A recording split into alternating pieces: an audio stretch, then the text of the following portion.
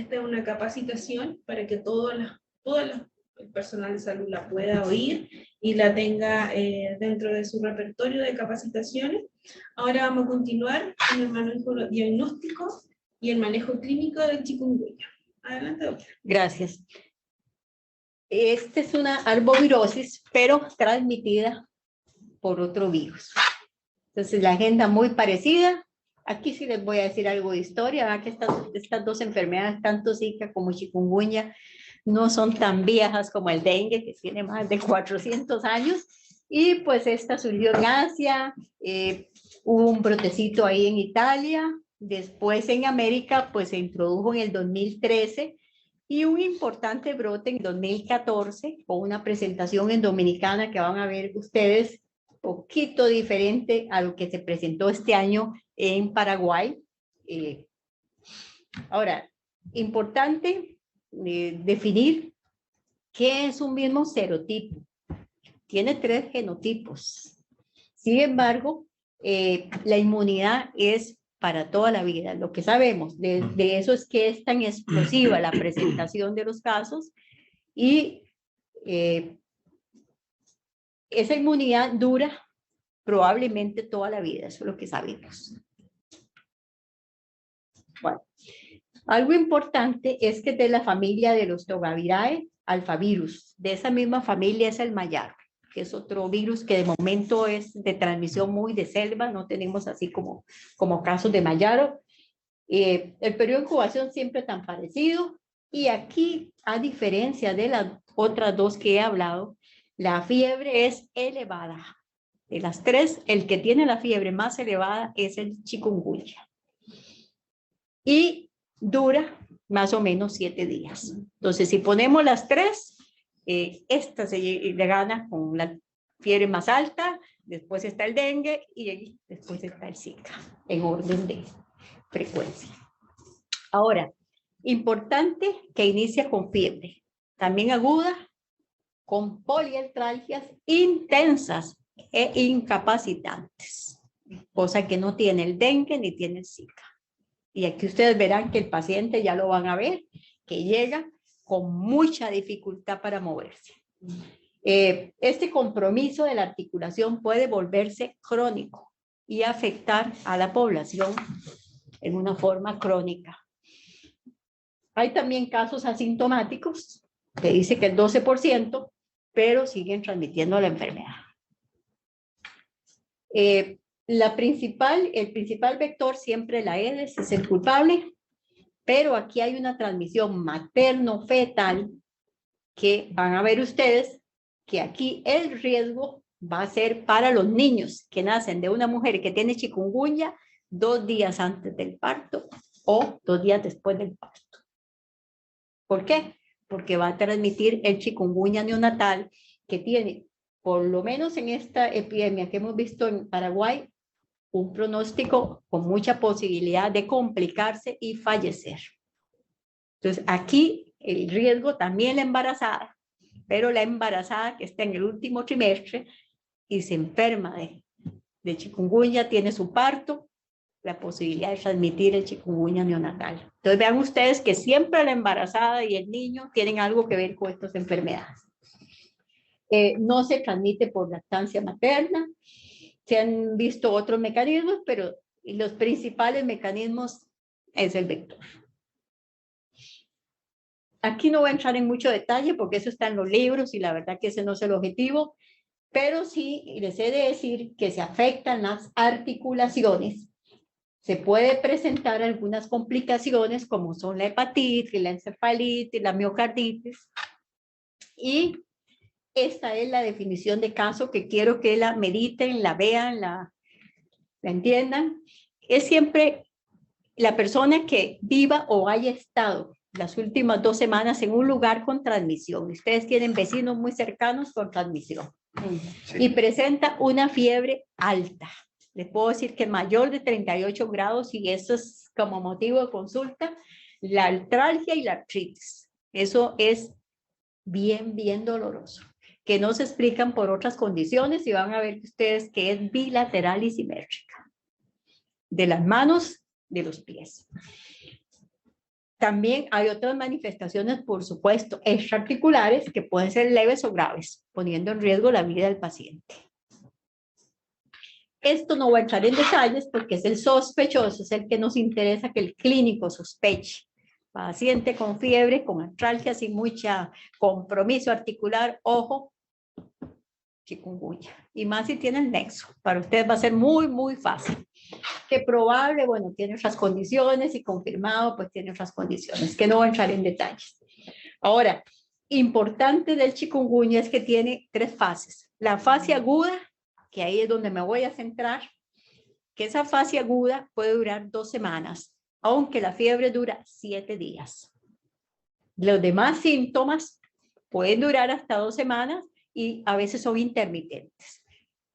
7 días mejoró de sus artralgias, pero al 10º día o al comienzo otra vez el paciente con sus dolores, entonces se hace como insidioso. La fase posaguda, que puede durar inclusive hasta el 3er mes. No hay forma de predecir cómo nos va a ir. Puede ser que nada más hagamos un chikungunya, pero algunos pueden hacerlo posagudo y algunos lo pueden evolucionar a forma crónico. 3 meses y ahí continuar. ¿De qué depende eso? Sinceramente no hay posibilidad de escoger. Ideal sería que nos diera un chikungunya sin mucha afectación, pero eso no lo podemos asegurar. Y entonces, ¿qué nos va a traer ahí? Nos va a traer mucha gente con problema crónico que terminarán recargando las consultas de reumatología. La fase aguda, insisto, la fiebre 7 días, pero los síntomas pueden permanecer hasta 15 días. Y ahí estamos hablando de la fase aguda, que cuesta un poco entenderla, porque las demás, tanto Zika como dengue, en 7 días uno ya está muy bien o se complicó. Voy a hablar de la fiebre, que miren que los pacientes en un 93% tienen esa fiebre y es una fiebre muy, muy alta, que puede afectar niños o puede afectar adultos. Y las artralgias y artritis, como lo ven ahí en la foto, imagínense ustedes cómo se puede sentir uno si tiene esas articulaciones en rojo afectadas. Ustedes lo van a ver, el paciente no puede caminar. Y eso no lo van a ver jamás en dengue, ni jamás en Zika. Entonces, y se presenta en el 95 o 100% de los pacientes. Bilateral, simétrica, puede afectar hasta 10 grupos de articulaciones, siendo más frecuentes las proximales, y ahí van a ver ese edema periarticular. Parecido al Zika, la diferencia es que ustedes tocan y hay datos de artritis. Esa es la diferencia. De otra forma se confunden. El motivo de consulta, y vean que las arbovirosis todas tienen un motivo de consulta. Algo que al paciente le pregunta, y en arbovirosis siempre es importante preguntar, ¿por qué consulta? La fiebre muy alta, las artralgias con esas artritis que son incapacitantes, que el paciente realmente no puede caminar. Eso se ve bastante, por lo menos en este brote de Dominicana, estaban sobrecargados los servicios. En este brote de Paraguay no vimos tanta gente con esta afectación, pero sí mucha afectación de gente mayor, con comorbilidad y con posibilidad de fallecer, y de neonatos. Entonces, estas fotos son de Dominicana. Miren que no hay ni siquiera que decir mucho. Esta paciente no se puede parar en una forma recta. Esta muchacha es una colega que tuvo chikungunya, y este señor que tiene gran dificultad para caminar. Probablemente si ustedes llegan a tener un brote van a ver mucha afectación, especialmente de la gente joven, afectación para poder caminar. Vean, por ejemplo, estas artritis importantes. Le duele, pero claro, también tiene su rash, toquen y van a encontrar datos de artritis, ni lo dude mucho, chikungunya. Y es bilateral. Si fuera solo unilateral, pues uno podría decir, bueno, es una artritis de otra causa. No, aquí es bilateral, bilateral y simétrica. Vean aquí esta paciente con las rodillas Tengo varias fotos que las voy a pasar rápido. Ustedes todas son de Brasil, la gran mayoría, y ustedes las pueden revisar después.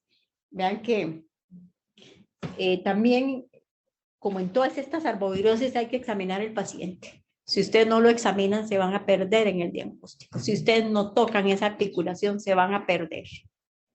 Y eso es lo que no queremos, porque necesitamos un diagnóstico oportuno para proteger a quienes, a la gente mayor, a la gente que tiene comorbilidad y a las señoras embarazadas para evitar chikungunya neonatal. Estos pacientes, muchos evolucionan a la fase posaguda, muchos evolucionan a la fase crónica y hay muchos todavía con años que siguen en la consulta de reumatología, que ya tienen más de 5 años, 4 años y todavía ya más bien al final terminaron con una enfermedad reumática. Entonces aquí también ejemplos de pacientes. Esta señora es una administradora de un hospital. Importante también recordar que los hospitales a veces son un foco infeccioso, entonces si aparecen casos, de lo primero que hay que ir a hacer es revisar el hospital, porque se van a enfermar los pacientes que están por otra causa, el personal de salud que trabaja ahí. Esta era la administradora de un hospital que se enfermó. Estas son fotos de nuestra colega Virgen Gómez, que tuvieron un brote bien extenso cuando comenzó, y estas manos con edema. Estos niños, inclusive, los primeros casos que ellos tuvieron, y yo sé porque ella me la había compartido esta foto, este fue un niño que tenía datos de edema y artritis. Eso no es dengue, ellos habían tenido dengue toda la vida y eso no era dengue. Entonces, definitivamente, muy, muy característico para chikungunya esa afectación de articulación. También hay manifestaciones cutáneas que pueden aparecer entre el segundo al quinto día de inicio de la fiebre. Se localizan en la cara, en el tórax, en el cuerpo, en las palmas, a diferencia del dengue y parecido al Zika, en las palmas y en la planta del pie. Y miren la variedad. Ahí los dermatólogos van a ser felices porque van a tener eritema, que maculopapular, que el buloso, que el nodoso, que el multiforme, que el líquen plano. Mire, de todos los tipos, inclusive necrosis, que se puede ver nasal y de falanges. Una complicación que se ve solo en chikungunya, no se ve en nada más. Y voy a presentarles algunos rash y sinceramente les digo, a mí me ponen este caso, yo diría, puede ser Zika, puede ser chikungunya, porque tiene palmas. Entonces, ¿qué me hace la diferencia? Tengo que examinar al paciente y preguntar, ¿por qué viene usted? Para poder llegarle al diagnóstico, porque solo viendo se confunde. Esta coloración que se ve esa coloración oscurita, también se ve bastante en chikungunya, dengue, no ni Zika. Esta afectación de las manos, palmas, aquí uno dice Zika o chikungunya, dengue no. Esta afectación de la planta del pie. Estos rash que ustedes ven ahí, a mí me lo enseñan y sinceramente yo puedo decir dengue, Zika y chikungunya. Para poder afinar el diagnóstico tengo que preguntar, aplicar la definición de caso y decidir cuál es. Para que ustedes vean y cuando tengan esta situación averigüen todo lo demás para que lleguen a un diagnóstico preciso. Este rash, estos todos son pacientes confirmados por chikungunya. Y si ustedes ven este rash, es muy parecido al que se ve en dengue y al que se ve en Zika. Pero la que marca la diferencia es el interrogatorio. Este también. Las manifestaciones. Esta también. Esto es para demostrarles que hay que preguntar más detalles. Porque con esto no vamos a llegar a ningún diagnóstico si no preguntamos más detalles. unas lesiones bulosas no tan frecuentes, sinceramente no son tan frecuentes, aunque ahora que estuvimos en Paraguay sí vimos bulosas, vimos vasculitis, vimos como más lesiones en piel, mucho más que lo que tal vez se vieron en Dominicana. Estas son otras manifestaciones también, con el edema ahí. Y las adenopatías, que se pueden casi ver, se pueden tocar, porque este virus penetra al sistema linfático y por eso es que se ven las adenopatías. La conjuntivitis, igual, bilateral, no pruriginosa y perémica. Si ustedes me enseñan solo esta foto, yo puedo decir, puede ser Zika, puede ser chikungunya, hasta dengue puede ser, pero entonces, ¿qué marca la diferencia? Lo que yo pregunte y lo que yo examine del paciente. Esa es la clave. Estas lesiones en mucosas no son tan frecuentes, sinceramente. Son más de chikungunya, en dengue, no. En Zika, no. En chikungunya se pueden ver. No son tan frecuentes, pero se pueden ver. Ahora, la evolución de la enfermedad es autolimitada para algunos. Sin embargo, la enfermedad es impredecible. Se pueden presentar formas típicas, formas atípicas, formas graves. Es una enfermedad que nos da sorpresas y nos hace pensar y estar muy haciendo su diagnóstico oportuno, porque las presentaciones nos pueden dar sorpresas. Por ejemplo, este brote Paraguay ha tenido más defunciones que lo que tuvo el brote de Dominicana. Y entonces eso nos hace preocuparnos mucho por un diagnóstico oportuno.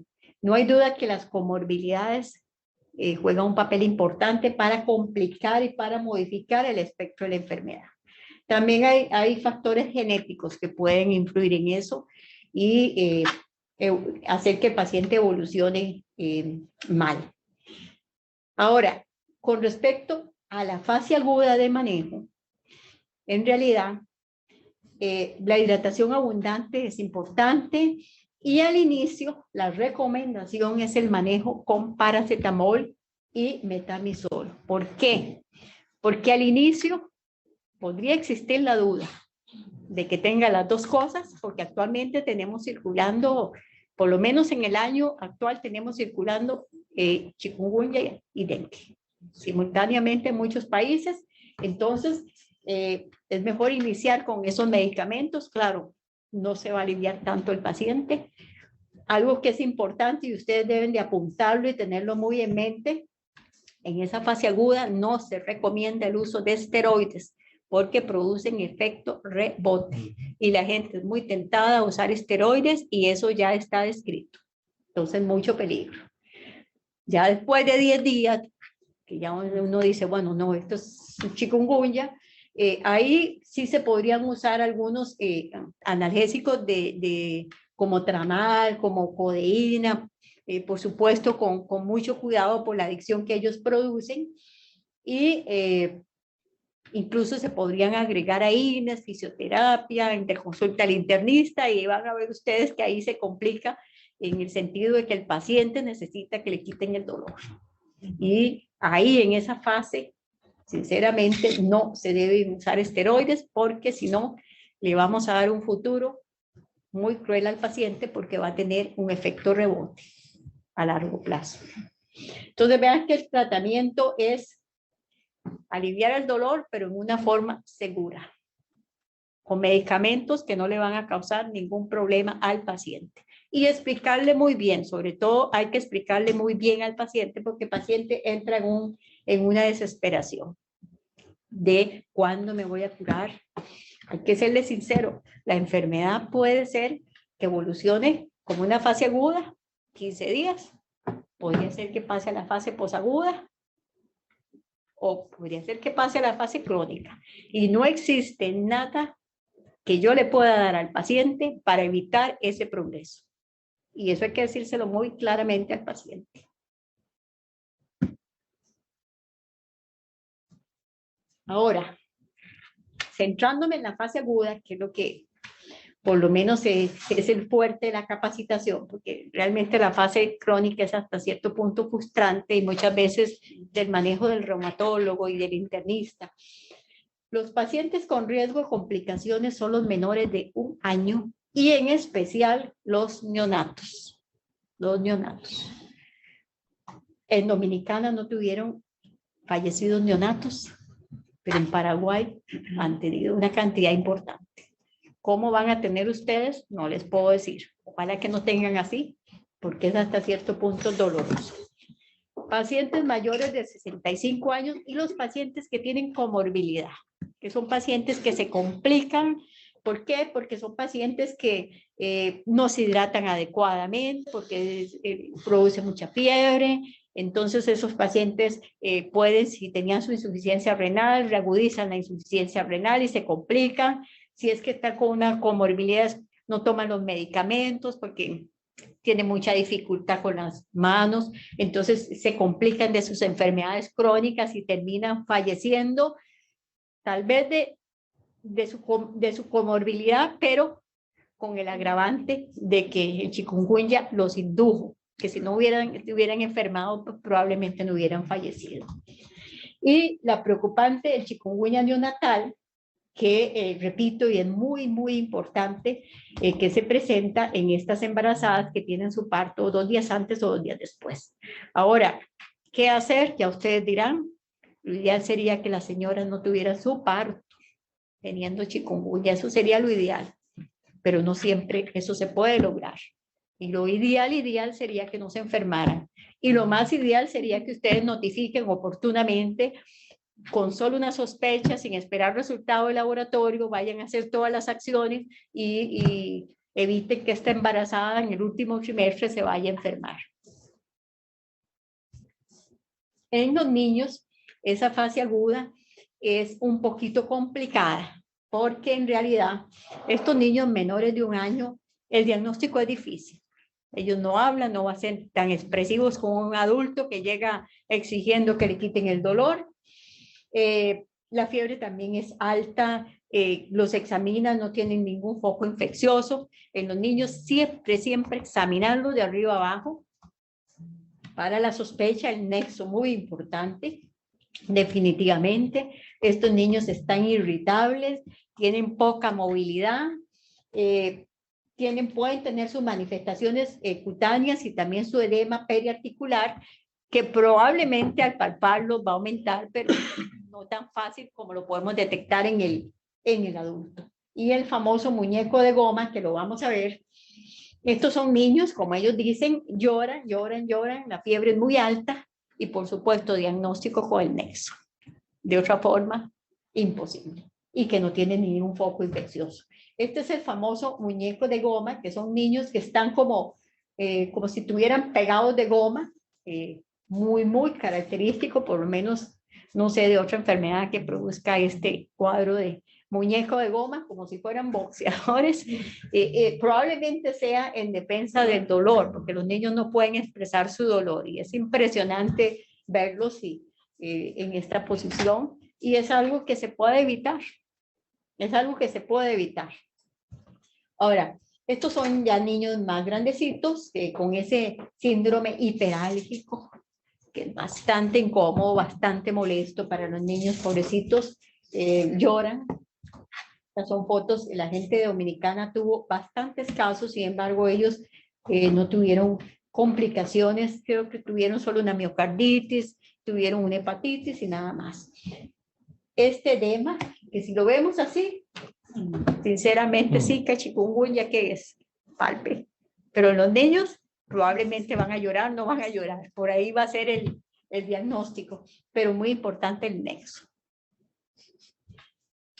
Estas lesiones preocupan bastante, que se pueden ver, y estas lesiones ampollosas, sinceramente, también, y les voy a presentar ahora en las graves les voy a presentar un caso que evolucionó a una epidermolisis bulosa. Por eso esas bulas, por lo menos en Dominicana, bulas les tenía mucho respeto, En Paraguay vimos bulas, pero que no tenían evolución a epidermolisis tan. Entonces, por eso les digo, este dengue, este chikungunya sí parece. Ahora, chikungunya neonatal preocupa, se presenta, se puede presentar en el cuarto día, tercero, séptimo día de nacido del niño, con esa triada que es la fiebre, dificultad para alimentarse y el dolor. Y esos hallazgos de laboratorio. Ahora, ¿qué hacer con esos niños que nacen de estas mujeres? Por lo menos en Dominicana se saturaron las maternidades, entonces ellos decían, no, mejor les damos salida y lo estamos controlando. ¿Y qué pasó en Paraguay? Muchos llegaron chocados. Entonces, eso requiere una decisión en el momento que se presente, qué vamos a hacer, los dejamos internados, que sería lo ideal, que no tenga su parto. Entonces, esos son aspectos para recapacitar y pensar.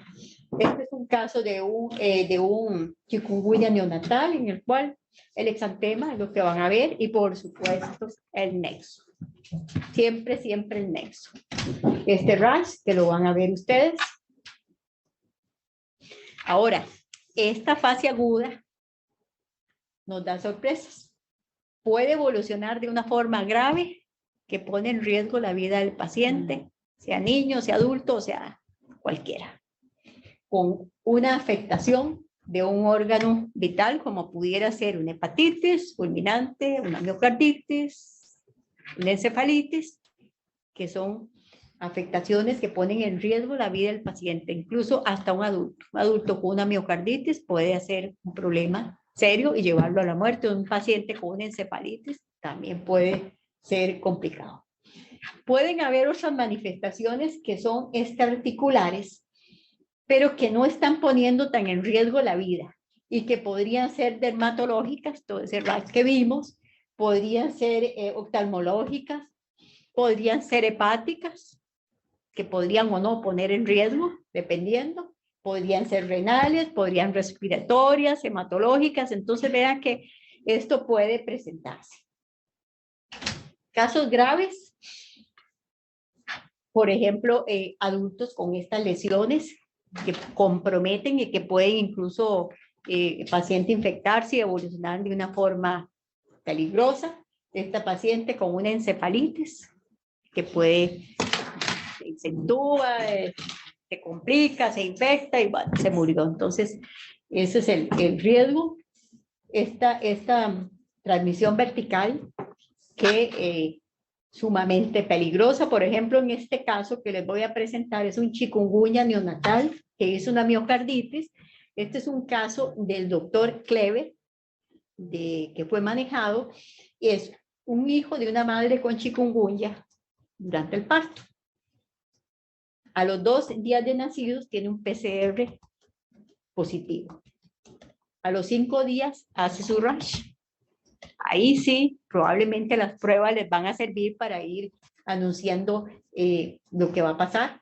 Presentó una melena, unas lesiones bulosas en la espalda y esta paciente hizo un shock, un llenado capilar lento, taquicardia, tenía pulsos palpables y la presión en rango. Se le hizo un eco que demostró que tenía disminución de la fracción de eyección. Tenía un compromiso, definitivamente es una miocarditis. Recibió manejo como miocarditis, mejoró la fracción de eyección y evolucionó bastante bien. Entonces, esta es una complicación que se puede presentar, que requiere la malicia y ahí sí definitivamente el apoyo de intensivistas, de neonatólogos, que ayuden con el manejo. Este es un caso que quiero presentarles, que por ejemplo en Paraguay, muchos de los niños que habían fallecido o que fallecieron tenían un cuadro muy parecido a este caso, en el cual si ven ustedes, el niño tiene un llenado capilar prolongado, más de 7 segundos. Es un niño que está taquicárdico y es un niño que está oligúrico y es un niño que está hipotenso, tiene inestabilidad hemodinámica. Muchos de ellos pues fueron dados de alta porque tampoco iban a internar todos, que era lo que se decía, y llegaban ya en shock y fallecían. Entonces, ¿qué tipo de shock es este? Por supuesto que se requerirían algunos estudios para determinar, a ver, lo que sí les puedo asegurar que no es un shock hipovolémico, porque un chikungunya no es Shabasa. Esto puede ser un shock cardiogénico, necesitarían hacer un eco para ver cómo anda la fracción de eyección. Un shock por dolor, por lo menos los neonatólogos decían muy claramente que ellos sí estaban usando analgésicos, que no creían que era por dolor. Entonces, eso es lo interesante de estos casos. Este fue un caso que tuvieron en Dominicana, está publicado, es un caso de la doctora Virgen, amiga mía. Este niño, ella lo recibió y lo que tenía era una vesícula. Wow. Esto no es un neonato, este niño creo que tenía como, parece que tenía como 9 meses, 8 meses, no es un neonato. Y ella lo internó por la sospecha de que iba a evolucionar a una epidermolysis bullosa. Ella lo internó, le hizo todos los estudios, le hizo los frotis, el manejo conservador y todo eso que hace. Ahí sí se necesita un infectólogo que maneje esos casos, y ella lo tuvo. La evolución fue favorable, ahí está la publicación, ustedes pueden revisar esa publicación, y pues el niño quedó así. Eso es como un mes después, pero salió adelante, afortunadamente. Por lo menos en Paraguay no han tenido ellos un caso así que evolucione así como una epidermolysis bullosa. Ahora, la posaguda, que no voy a entrar en muchos detalles, es ese paciente que continúa con esos síntomas, más que todo de afectación articular, porque como les decía, la fiebre desaparece a los 7 días y lo que queda es el problema articular, que pueden seguir los síntomas hasta el final del 3er mes. Puede ser intermitente, un día está bien, otro día se compuso, a los 8 días otra vez igual, y entonces está en ese asunto. Y de esos casos sí hay varios, inclusive casos de Paraguay que están teniendo ese problema articular. Y ya aquí en esta fase posaguda, pues sí se requiere valoración de reumatólogo, valoración del internista, rehabilitación y todos esos detalles para ver de qué manera se alivia, porque no hay ningún medicamento que le diga, se lo damos y ya está, no va a evolucionar. Y estas son las formas crónicas que pueden persistir por años y que comprometen mucho al paciente desde el punto de vista de su trabajo. Entonces van a ser una carga para esos pacientes crónicos, para esos servicios de reumatología, y estos pacientes sí ya siguen en manejo con el reumatólogo, y ahí algunos necesitan hasta medicamentos de los que utilizan en artritis reumatoide. Entonces, aquí ante la sospecha de chikungunya siempre tenemos que preguntar en qué fase está, aguda, y pensar en las complicaciones que elevan la mortalidad. Que si hay alguna manifestación articular o alguna manifestación de gravedad, más que todo para definir los criterios de ingreso, porque ya ustedes vieron que en Zika casi no internamos a nadie, excepto que tenga alguna complicación.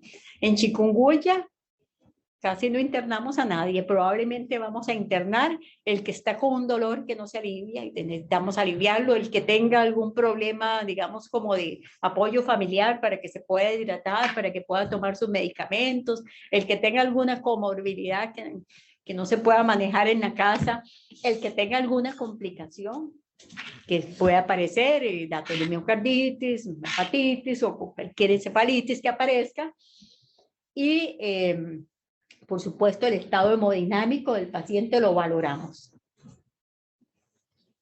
Y por supuesto, laboratorio en apoyo a la vigilancia epidemiológica, y no para que yo decida notificar, sino para confirmar que tienen ahí chikungunya y que tienen transmisión. Y por supuesto, el aislamiento viral, que dura más días, el virus dura más. Y ahí el PCR en tiempo real es la prueba ideal. Y ahí la serología, en más de 6 días y aquí por lo menos de momento no tienen reacción cruzada con nadie porque este es de otro tipo diferente. Y incluso a veces persiste por años la IgM y la IgG porque el virus se aloja en las articulaciones. Y como para ir cerrando, y yo esperaría muchas preguntas de ustedes y que no se queden con dudas. Una de las preguntas que hicimos en esa, o que se hizo en esa revisión Grace, era cómo podíamos distinguir de las 3 arbovirosis, porque nosotros teníamos ya las definiciones de caso, entonces queríamos ver cómo andábamos. Entonces, mire que esta revisión fue de todo y se hizo con toda la metodología Grace. Hay gente que se dedica a eso y lo hace muy bien. Y entonces, ¿qué obtuvimos? Este es el resultado. Con alta certeza, si ya yo tengo ese febril, entonces, ¿en cuál pudiéramos sospechar con alta certeza que tiene dengue? Por supuesto, esto no quita lo válido que son las definiciones de caso, pero sí, trombocitopenia, leucopenia, evento hematocrito, eso es como más de dengue. Ahora, las artralgias de chikungunya, definitivamente, y el prurito del Zika. Vea que este análisis Gray demostró lo que ya teníamos en las definiciones de caso. Ahora, con moderada certeza, vean qué interesante, que para dengue, que para chikungunya, que el RAL, la artritis, las mialgias, y vean qué interesante, para Zika. Y con baja certeza estos hallazgos. Entonces vean cómo clínicamente es posible aceptar con una sospecha diagnóstica. Si el clínico entiende muy bien cuáles son las definiciones de caso y las aplica.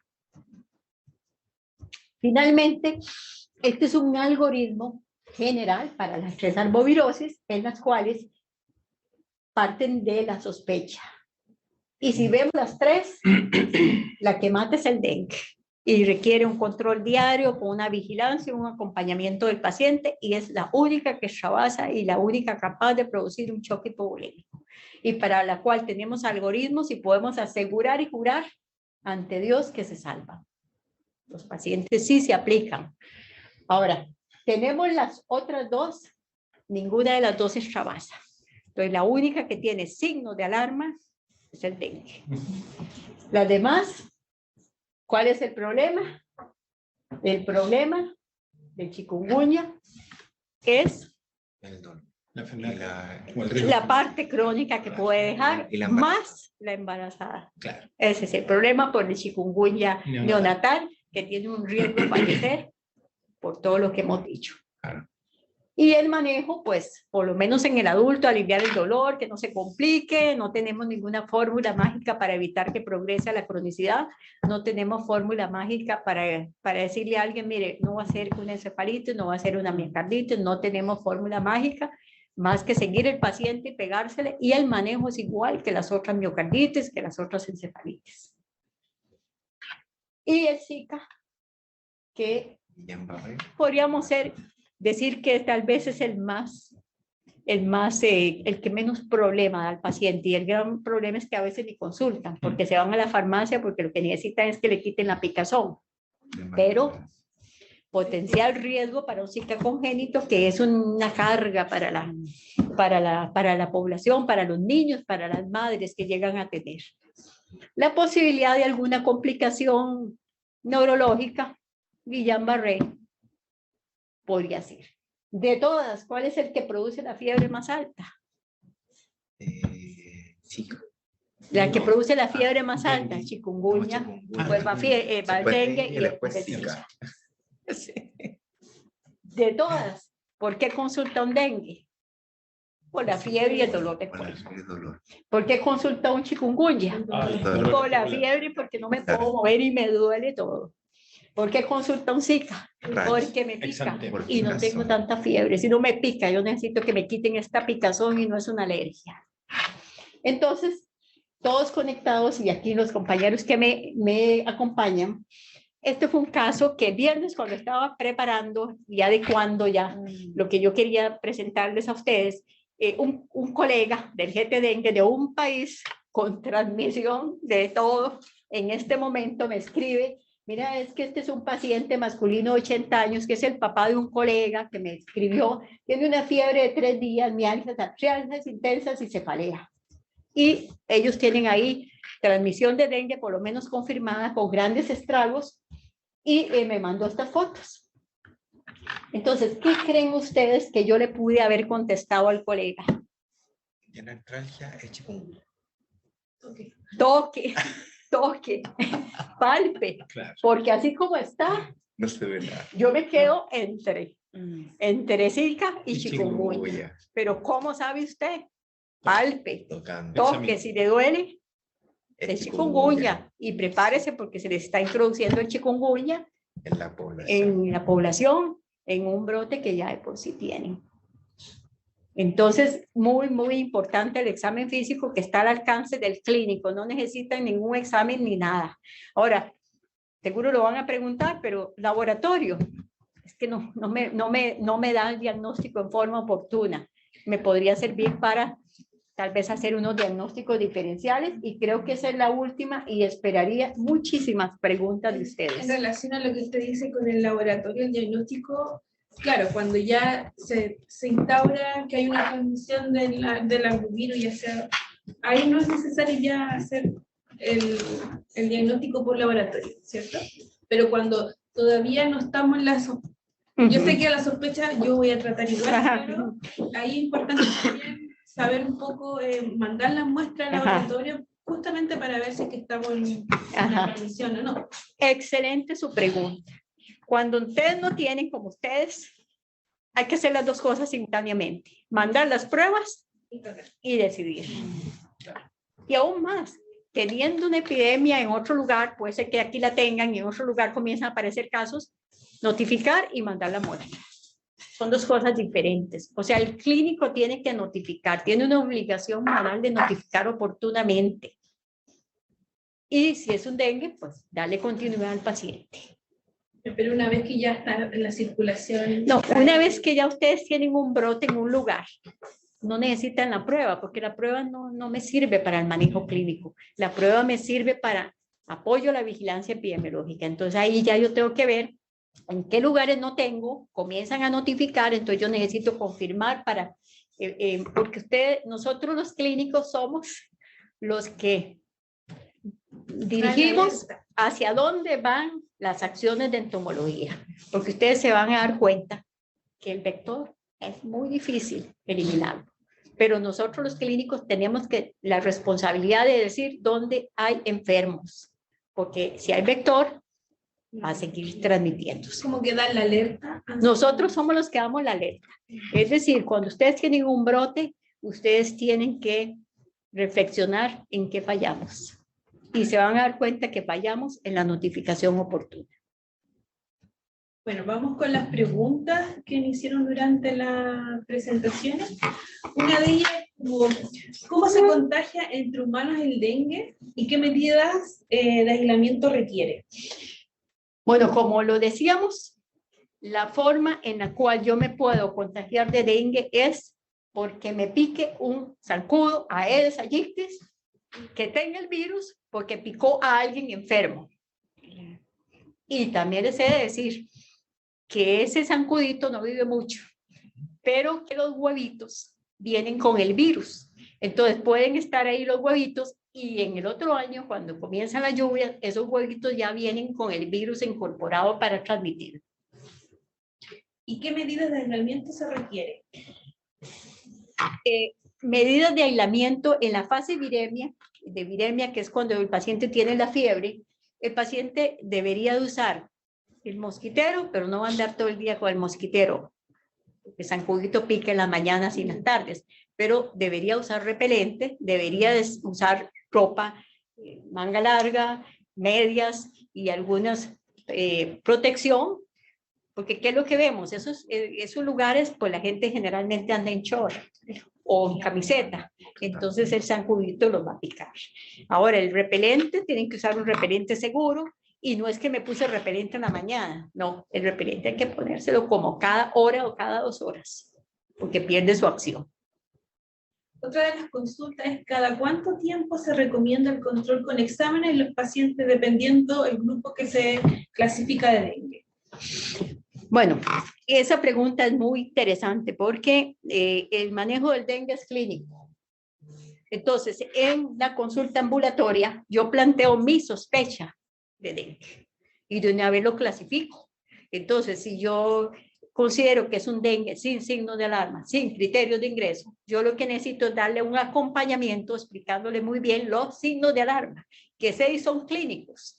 Y entonces, explicarle muy bien para que él sepa que si le aparecen los signos de alarma, debe acudir inmediatamente a iniciar el protocolo. El laboratorio, ustedes mismos, ¿para qué me va a servir a mí en un manejo de un paciente? Si bien es cierto, la elevación del hematocrito es un signo de alarma, pero piensen ustedes que hay pacientes que tienen un hematocrito elevado, como son los EPOC, como son los cor pulmonar. Ese es un dato que es importante y siempre desconocemos el valor del hematocrito inicial. Y la verdad, nosotros somos clínicos. Un laboratorio puede fallar. Entonces, en el control ambulatorio no tendría mucho sentido. Podemos hacerlo uno al inicio por criterio médico y muy bien justificado, sí podría ser, pero como parte de la rutina, no. Y muchas veces vemos que lugares donde están haciendo un hematocrito diario o un hemograma diario, el paciente se siente en una sala de espera un montón de horas mientras viene el resultado, está febril, hay zancudos por ahí, entonces se convierten en transmisores de la enfermedad. Otra de las consultas es, ¿todos los pacientes con dengue son sintomáticos? El 80% pueden ser asintomáticos. Asintomáticos, sí. Pero transmite la enfermedad. Claro, nosotros lo que estamos viendo es el enfermo, pero sí sabemos que el no enfermo está transmitiendo la enfermedad. Una de las consultas que salió en base a lo que usted trató de aclarar en la segunda etapa, que dice, sobre el manejo de los fluidos parenterales. ¿Se usa el peso ideal incluso si el paciente es obeso y si el cálculo me sale menor al estimado real? La pregunta es interesante y téngalo claro. Lo que utilizamos es el peso ideal, sea desnutrido o tenga sobrepeso, el peso ideal que le corresponde a esa persona, porque el paciente con signos de alarma tiene un protocolo que lleva la administración de líquidos. Y entonces tenemos que adecuar muy bien a el peso ideal del paciente. Otra de las consultas es, ¿el exantema se encuentra en la zona de la mordedura del mosquito o independiente de eso? No, en realidad van a ver ustedes que el paciente ni se da cuenta dónde lo picó, porque tiene inclusive algunos dicen que pone anestesia y ni duele. Entonces, no, el exantema o el rash es en todo el cuerpo. Y como yo les decía, en el dengue puede ser al principio, puede ser al final. Cuando es al final pica, en el Zika es lo que inicia y pica. Y en el chikungunya aparece probablemente a los 2 días, en todo el cuerpo. Y desde la picadura hasta la aparición de enfermedad hay un periodo de incubación. Exactamente. Ese saber dónde fue la picadura. Ajá, sí, ahí nadie llega a saber. Lo que pasa es que ustedes van a ver que el paciente dice, me picó aquí, yo me di cuenta. Después dice, ¿el nivel hospitalario se recomienda el uso de mosquitero o repelente en caso de tener un paciente hospitalizado o a futuro de alguna arbovirosis? Bueno, esa pregunta es muy interesante. Y de lo que hemos visto, y yo no sé ustedes, pero la mayoría de los hospitales tienen criaderos. Y en las grandes epidemias, entonces, es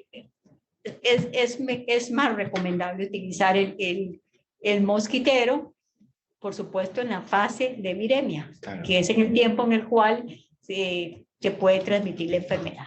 Pero ideal es tener un lugar donde uno tenga los pacientes donde no haya entrada del zancudo, porque el manejo del paciente con mosquitero es incómodo, porque no permite ver aquello de cara a cara del paciente. Por ejemplo, por lo general ahora, en el caso que estamos nosotros, mantenemos mosquiteras individuales, pero al momento de un brote se entiende que eso ya no va a ser costo efectivo, sino que van a tener que haber salas donde estén esa barrera física del mosquitero en las ventanas y justamente evitar el Eso, ingreso.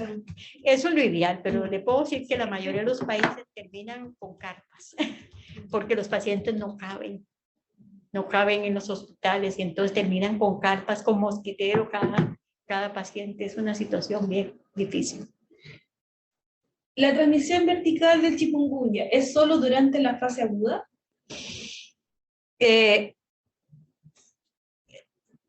La fase aguda, sí. Sí, claro, ahí es donde está el virus que puede transmitir a la señora embarazada y con el riesgo que si es en el último trimestre, 2 días antes o 2 días después del parto, predisponerlo a chikungunya neonatal. No sé si se entiende o no sé qué quiso decir. Yo creo que sí, ahí Sí, se entendió. eso es, sí. Sí. Ajá. Sí, eso quiso decir. Sí. Sí, porque la fase crónica Ya no tengo se transmite, ya ahí no está, ahí lo que está es el daño que produjo, las consecuencias que produjo. Y la última consulta, que es más técnica, que habla sobre la notificación, ¿se hace con sospecha de caso o con el caso confirmado? Lo que yo les mencionaba, que ante la sospecha yo debo notificar. Ese es de acuerdo al reglamento, el decreto 7 de las enfermedades de notificación obligatoria, donde está la arbovirosis incluida en este decreto, y claramente que ante la sospecha se notifica el caso. Sí, la recomendación más eficaz, si ustedes quieren preguntar algo así, es notificar por la sospecha. ¿Por qué? Porque muchos de los lugares que han tenido brotes grandes es porque han esperado resultados. Y cuando ya uno le llega al resultado, ya tienen un montón de gente afectada. Entonces no teman si cumple la definición de caso, porque si se llenan de casos solo por poner un febril dengue, no. Tiene que cumplir la definición de caso para que ustedes sean oportunos y puedan dirigir mejor las acciones del control del vector. Y una última consulta que tiene que ver, usted, o sea, en base a su experiencia y a las presentaciones, ¿cuál es el mensaje que les dejaría a los médicos, a los clínicos, al personal de salud? Que es como el tip.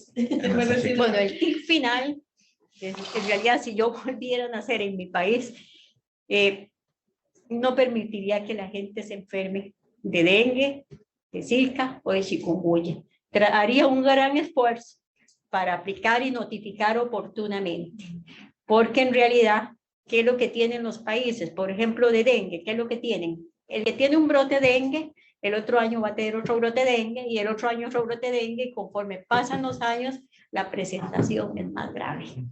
Ahora, los países que no han notificado oportunamente chikungunya, ¿qué es lo que tienen? Una corte de niños chikungunya, Claro.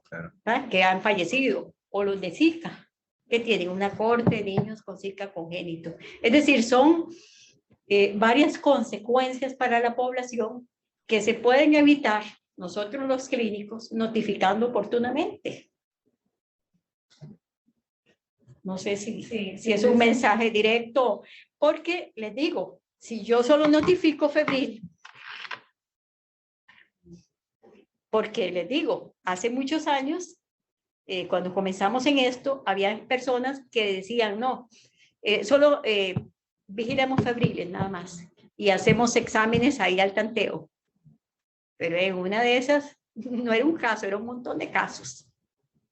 Por eso es muy, muy importante digamos, la notificación de la enfermedad, porque si todas son arbovirosis, si yo voy a notificar arbovirosis, con eso no gano nada, porque cada arbovirosis tiene su afectación diferente.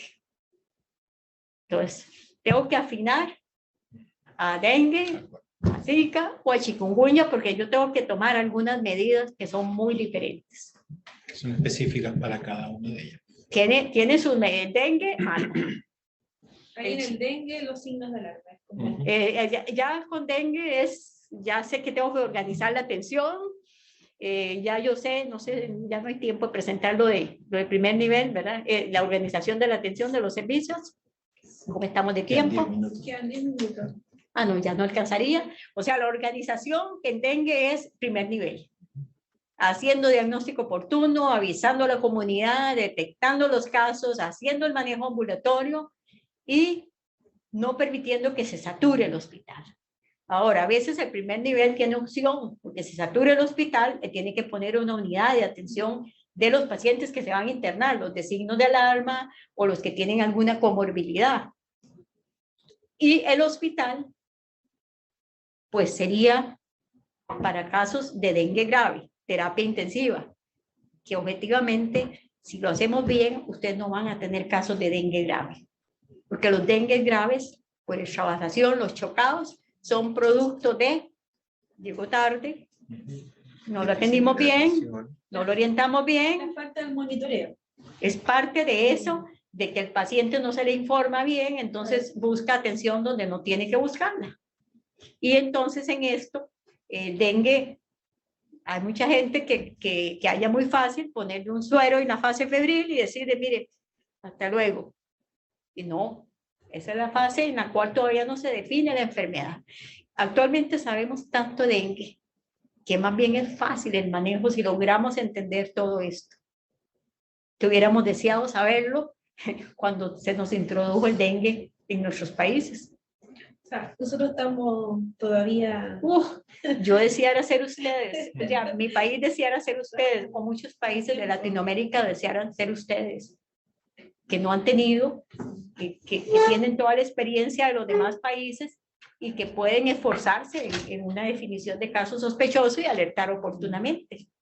Sí, como se dijo en algún momento, nosotros tenemos presencia del vector en la isla de Pascua, que ya del 2000 que se introdujo, en Arica en 2016, que también se reintrodujo, al igual que en 2019 en Iquique, y ahora en San Felipe, que es el último lugar donde se introdujo el Aedes. Entonces, por eso esta alerta sanitaria que va de Arica a la región metropolitana y el reforzamiento que estamos haciendo al clínico y también al equipo de epidemiología, de zoonosis, justamente para evitar el restablecimiento en algunas regiones que en algún momento tuvieron esta enfermedad, más dengue principalmente, y fiebre amarilla, pero justamente ahora el propósito es que podamos prevenir y detectar oportunamente, porque como yo les mencionaba, se despliega una serie de otras acciones que van justamente a prevenir, a controlar el mosquito, que no siga infectándose y así evitar justamente la transmisión en la población. Exactamente, y ahí quiero agregar, para ustedes es muy fácil el nexo epidemiológico. Ustedes no tienen transmisión, no. Entonces, alguien les va a traer la enfermedad, ya tienen el Aedes. Entonces, si están muy maliciosos con ese nexo, ¿dónde está usted los últimos 15 días?